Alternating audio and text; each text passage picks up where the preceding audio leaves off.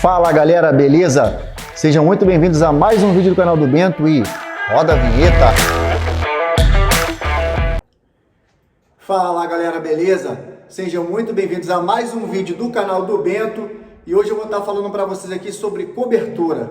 Então, se você gosta desse conteúdo de tatuagem, a nossa arte maravilhosa aí do dia a dia, que faz aí tanto a gente quanto os nossos clientes felizes, já manda o seu like aí, deixa o seu comentário e também compartilha aí o nosso canal no YouTube para que a gente possa estar ganhando relevância e outras pessoas também possam estar adquirindo conhecimento sobre o mundo da tatuagem, principalmente para quem está querendo começar a aprender a tatuar, quanto para quem já tá encaminhado, mas ainda tem dúvidas, beleza? Então vamos ao tema do vídeo. Galera, hoje eu vou estar falando aqui sobre um tema que também é minha especialidade. Para quem não sabe, eu sou especialista em realismo e cobertura, tenho muitos prêmios e convenções dentro dessas áreas aí. E quando se fala em cobertura, a maioria dos tatuadores não gostam de pegar, e é perfeitamente compreensível, porque se você fizer bem feito, pô, você é o cara. Mas se a cobertura não ficar muito boa assim, isso pode estar queimando o seu trabalho. E por isso, muitos tatuadores realmente aí não gostam de estar fazendo esse tipo de trabalho, até porque realmente aí, se for parar para pensar em nível de custo-benefício, você não consegue ter um retorno tão bom assim para um trabalho que às vezes vai ser bastante complexo e tem risco ainda de queimar seu nome, né, se você não estiver realmente aí apto a fazer esse tipo de trabalho. Então, voltando aqui ao assunto, galera, para se fazer uma boa cobertura, é interessante você explicar para o seu cliente que existem dois porquês, dois poréns. O primeiro deles, o desenho ideal, porque como é uma cobertura, não é qualquer desenho que vai servir para poder fazer. Isso você tem que deixar bem claro para o seu cliente. E aí vem o segundo porém, não é porque você vai fazer uma cobertura que vai ter que ser qualquer desenho. Ou seja, além de ser o desenho ideal, tem que ser um desenho que o seu cliente realmente vai gostar daquilo dali, para que ele no futuro possa não estar se arrependendo de ter feito essa cobertura, em vez de ter um problema, ter dois. Entende? Isso é muito importante. Então, isso é a primeira questão que você tem que resolver. São os dois poréns que eu sempre falo isso. O desenho ideal e o desenho que o cliente goste. Porque, como eu falei anteriormente, como se trata de cobertura, não é qualquer desenho que serve para poder cobrir, ainda mais se for uma cobertura muito grande, enfim. Quando é algo assim mais leve, um nomezinho, uma coisa pequena, praticamente aí qualquer desenho que você joga uma sombrinha, alguma coisa assim, vai cobrir.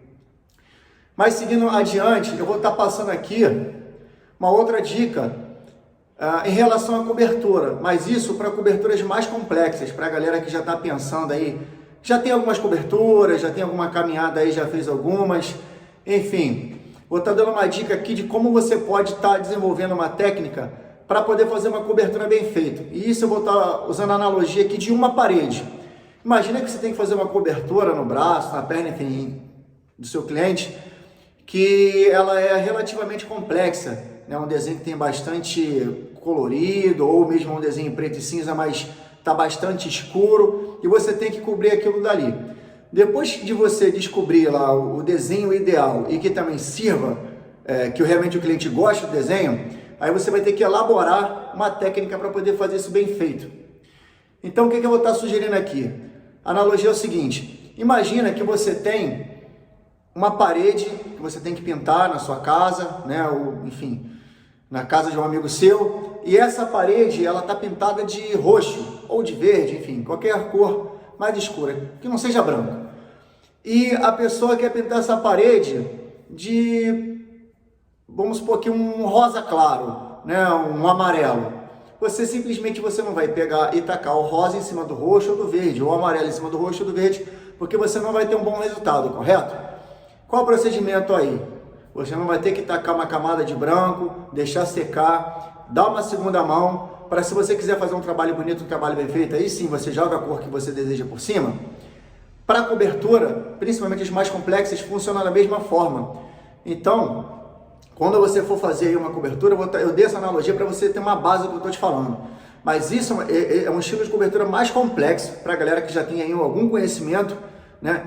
E essa dica que eu estou passando agora possa estar agregando para você fazer uma experiência e ver o resultado que você vai ter. E pode acreditar, o resultado fica muito bom se você fizer bem feito. Só tome cuidado aí para você não estar forçando demais a pele do cliente e acabar machucando aí, chegando na terceira camada da pele, enfim.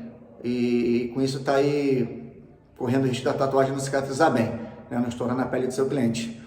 Então é o seguinte, galera, vamos supor que você vai cobrir uma tatuagem, eu já te expliquei aqui os poréns, 2 poréns, já te expliquei aqui com a analogia da parede, como é que você pode estar usando uma base para fazer a sua tatu, e eu vou usar aqui o exemplo de uma rosa. Vamos supor que a pessoa tem um desenho lá qualquer, e você analisou junto com o seu cliente que você vai conseguir fazer uma rosa para poder cobrir, e essa rosa vai ser feita em preto e cinza.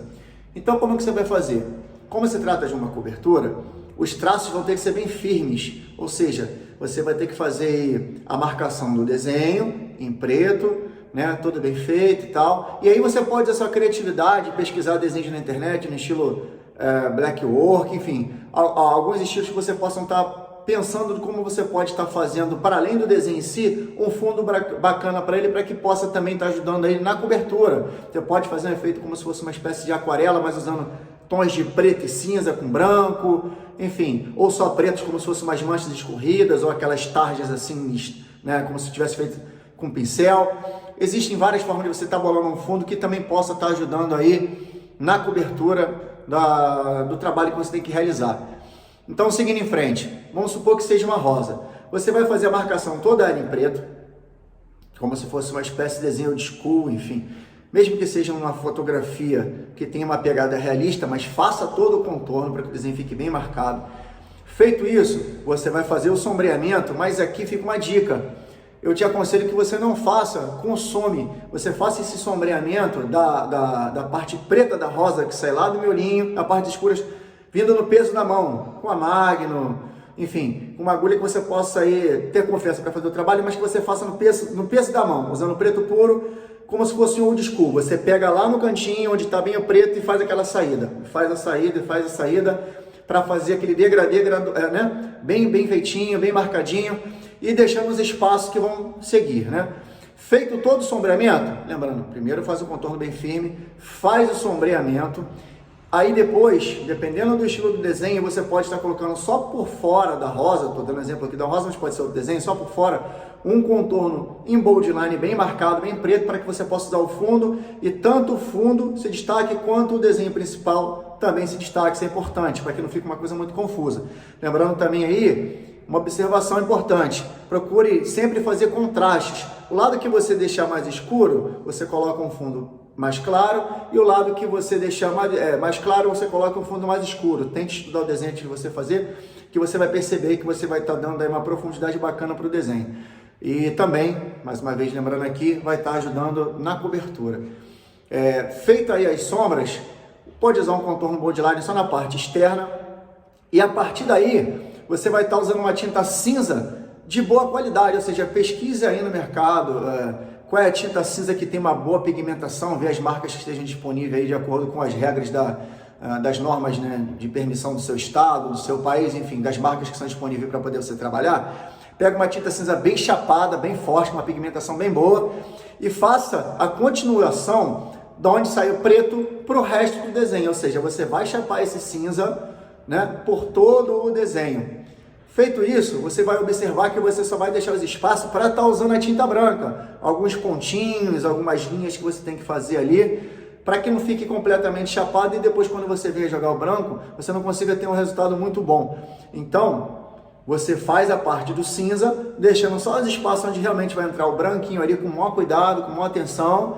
E então você vai perceber que você vai ter um degradê bem feito do preto para o cinza e deixando os espaços em branco. Para além disso, você vai observar se dentro da referência que você está usando, existem outras tonalidades de cinza, porque você vai estar usando como base um cinza mais claro, mas não quer dizer que por cima desse cinza você consiga jogar outros tons um pouco mais escuro de cinza, né? Ou seja, vai estar o preto, vai ter o cinza como base, o cinza claro, e em cima desse tom de cinza você pode usar um degradê com outros tons de cinza, para fazer a noção de movimento da pétala, para dar a noção que ela está fazendo uma curva, né? Enfim, aquele degradê que sai do escuro para o bem clarinho, depois volta para um tom um pouco mais escuro, e o branco é para fazer a questão do brilho, ou seja, ele vai chamar a atenção para a parte das pétalas, no caso de ser uma rosa, para poder ajudar ali a dar um efeito como se fosse um brilho molhado, alguma coisa assim que possa estar destacando também e fazendo os contrastes dos tons mais escuros para os tons mais claros. Você vai observar que dessa forma você vai ter um excelente resultado na sua cobertura. E essa dica é válida para as coberturas mais complexas, né? Onde não vale a pena você simplesmente pegar ali e fazer um desenho para cá e tacar uma parte totalmente escura, poxa, né, só chapado de preto em cima daquilo dali, fica algo óbvio que está sendo feita uma cobertura ali em cima. É bom você estudar aí várias técnicas diferentes, várias formas de estar fazendo uma cobertura, analisando realmente aí cada desenho, cada caso, e estar se experimentando aí para poder estar fazendo um excelente trabalho e estar desenvolvendo essa área que é bastante complexa e que também deixa bastante cliente para você, já que é uma área que poucos tatuadores se habilitam a estar fazendo. Galera, se você gosta desse conteúdo aí, eu peço mais uma vez que você deixe seu like aí, seus comentários e que compartilhe o nosso canal para a gente estar conseguindo ganhar relevância aí. E obrigado por ter assistido até o final. Fiquem com Deus e até o próximo vídeo. Valeu!